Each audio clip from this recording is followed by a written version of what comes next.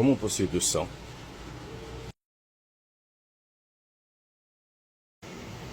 à ça? Tout d'abord, on fait toujours ça, machine éteinte. Deuxièmement, on va avoir besoin de gants, d'une bombe à air sec, d'un morceau d'essuie-tout. C'est valable pour toutes les machines qui disposent d'une tige filetée, d'une tige trapézoïdale.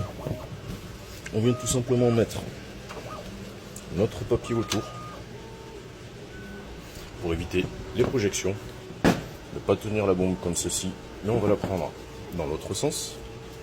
Donc je vais vous montrer ça de suite. Alors moi ici ça a été nettoyé, mais je vais vous montrer directement sur la tige trapézoïdale du fond qui n'a pas encore été faite. Vous mettrez votre papier de cette façon, vous tenez votre bombe à l'envers et vous venez envoyer de là en direction du papier. Vous allez voir que vous allez avoir plein de graisse.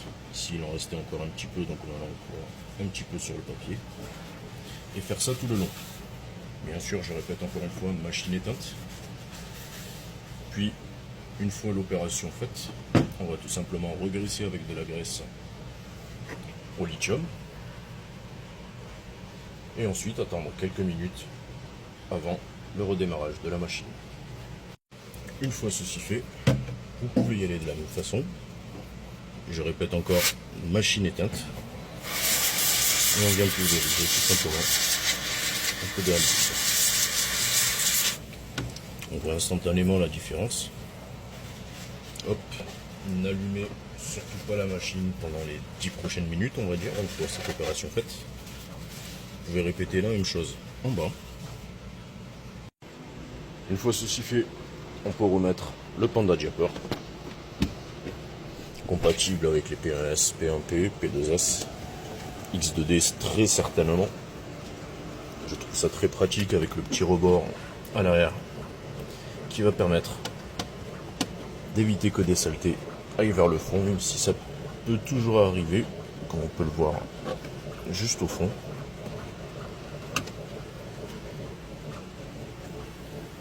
Et ensuite, on est prêt à rallumer.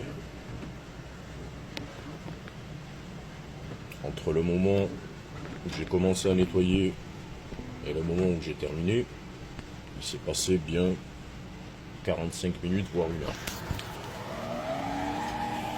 Donc ça a eu largement le temps de sécher